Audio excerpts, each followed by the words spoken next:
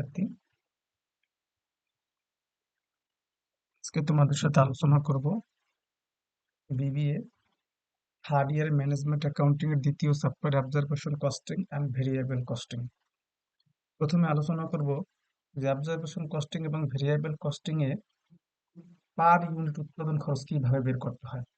মূলত আগে জানতে হবে অবজারভেশন কস্টিং এবং ভেরিয়েবল কস্টিংটা পার ইউনিট কিভাবে বের করে। অবজারভেশন কস্টিংটা হচ্ছে গতানুগতিক আমরা যে পদ্ধতিতে অঙ্কটা করি, অর্থাৎ যার সাথে পরিবর্তনশীল খরচের সাথে ফিক্সড উৎপাদন খরচ যুক্ত হয়ে পার ইউনিট উৎপাদন খরচ নির্ণয় করা হয়।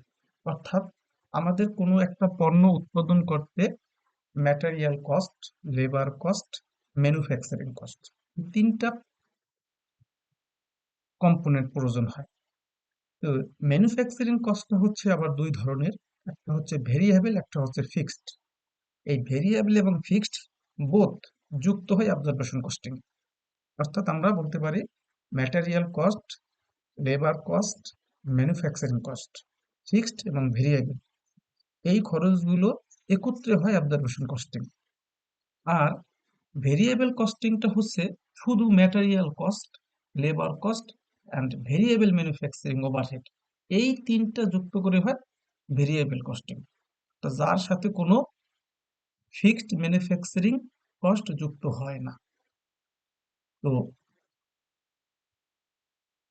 ভেরিয়েবল কস্টিং এ শুধু পরিবর্তনশীল খরচ নিয়ে পার ইউনিট যুক্ত হয়, কিন্তু ফিক্সড আর অবজারভেশন কস্টিং এ ফিক্সড ম্যানুফ্যাকচারিং ওভারহেডটা নিয়ে অবজারভেশন কস্টিং এ পার ইউনিট যুক্ত হয়। তাহলে কি ভেরিয়েবল ম্যানুফ্যাকচারিং কস্ট থেকে ফিক্সড যায় না? সেটা অবশ্যই যায়। সেটা যায় সরাসরি, টোটাল কত টাকা খরচ হলো ম্যানুফ্যাকচারিং ওভারহেড বাবদ, সেটা সরাসরি যখন আমরা ভেরিয়েবল কস্টিং এ ইনকাম স্টেটমেন্ট তৈরি করব তখন যায়। আর অবজারভেশন কস্টিং এ যখন আমরা পার ইউনিট উৎপাদন খরচ নির্ণয় করি তখন এটার সাথে ফিক্সড ম্যানুফ্যাকচারিং কস্ট যুক্ত হয়ে যায়।